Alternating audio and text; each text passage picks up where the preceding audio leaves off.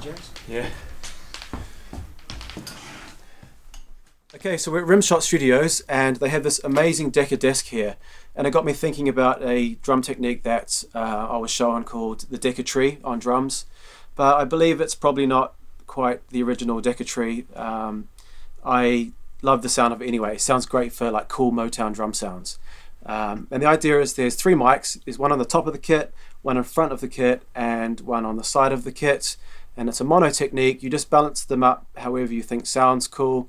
And traditionally it should be 3 of the same mics, like a Neumann M50s or something, but I've never had access to 3 of those, so I just use whatever I've got around. It can be fancy mics or it can be, you know, just 57s, whatever, but just yeah, just try it. I'll give you an example of how I've mixed it, and then also we'll put online the 3 mics on their own so you can have a bit of a play around with them. Try adding extra compression on certain mics or whatever, but it's a really cool technique, so give it a go.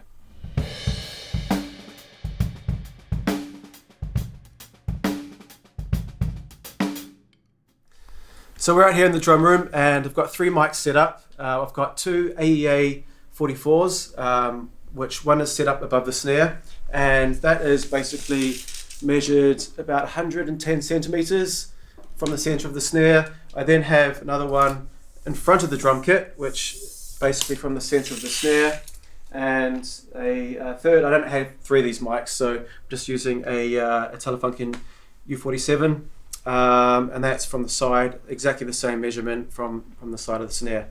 Now you can actually use any mics really. I just use whatever's sort of around. I mean, mics like U87s are great.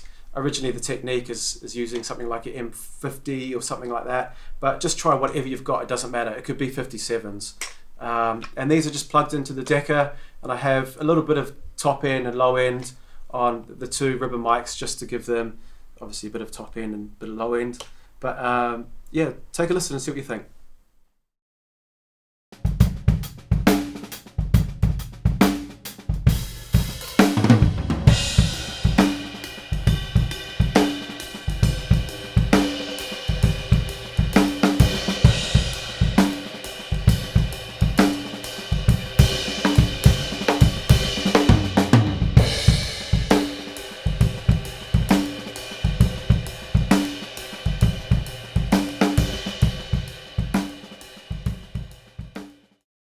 If only it Were that easy? just was a bit more stereo, had more toms. Have you tried panning it? I don't know. Just saying. I think it would work if you had. It would probably work better if you had, you know, the side one and the top one the same mic, because the U47 is a lot. What about? But how did While we're doing my toms thing, why don't we mic the kit up with the 3 overheads that I do, Yeah. which is a mod on that, Oh yeah. because it's left, centre, right. Yeah. I So suppose help. What can I do to help? Um, Get Mike to set it up. Put them on. yeah, are we doing the kind of mic exiters thing Yeah. at the same time? This is what this Yeah. is, right? Put in the. Yeah. Oh. They are amazing. Yeah. Against the 47, but centering it without the kick in there. Yeah, we did. Right, Okay, the snare's not that defined. It's still in there. Are you in?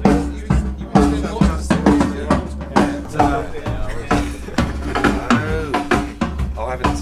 Property mode. I don't. Can I just get the rack on, please? So we've got some. You can show me quickly. Probably managed to calibrate that. So It does look awesome though. yeah, I assume that's something.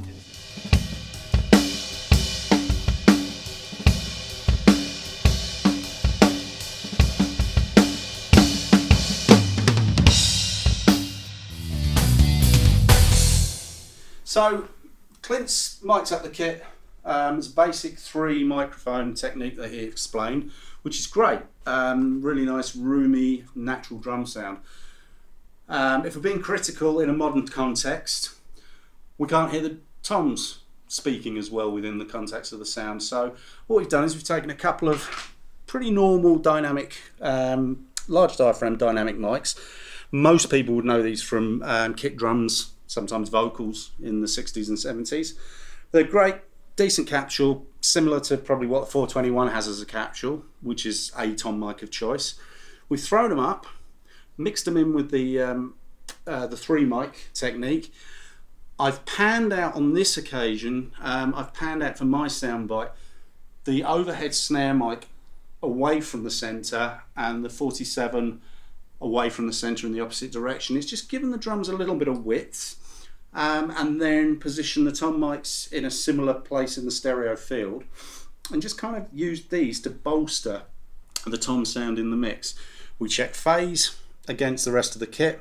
One of the mics needed to be flipped, the other one didn't. It doesn't matter which one, how we do it, as long as when you pop the phase in and out you hear a difference and one sounds better to you. There's no rules. And it's as simple as that. So what we'll do is we'll record a bit and let you have a listen.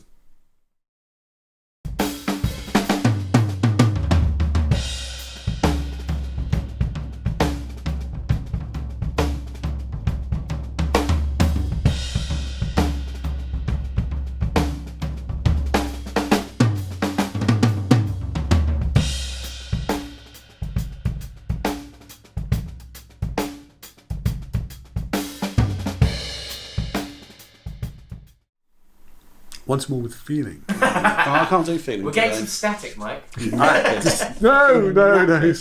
Right. So while we're here at Rimshot Studios, we've got access to a lovely room, really good drummer, very well tuned drum kit, and we thought we'd try something a bit more fun, which is to use some of these mics, which I got $99 a piece when I was out in America. They come as part of various drum miking kits. AKG do them, Sennheiser, various companies. Normally you can pick up a pack for about 300 quid or less. So what we did is put 6 of them on the drums. So we've got close mics on the kick, the snare, 2 toms, and then we've got a couple of overheads, which are kind of in the slightly unconventional position, but they're still centered around the snare, so it's just a different technique rather than just being the 2 normal over-the-top overheads. And we gave it a go. They're going into the console, the SSL console here. Bit of EQ to just sit them in, but we've got a great drum sound. The drummer's done a brilliant job, and the room sounds good. And with the overhead mics being a little bit of a distance away, we can use compression if necessary to pull sound out of the room. But as 6 cheap mics, very, very good basis for a drum sound.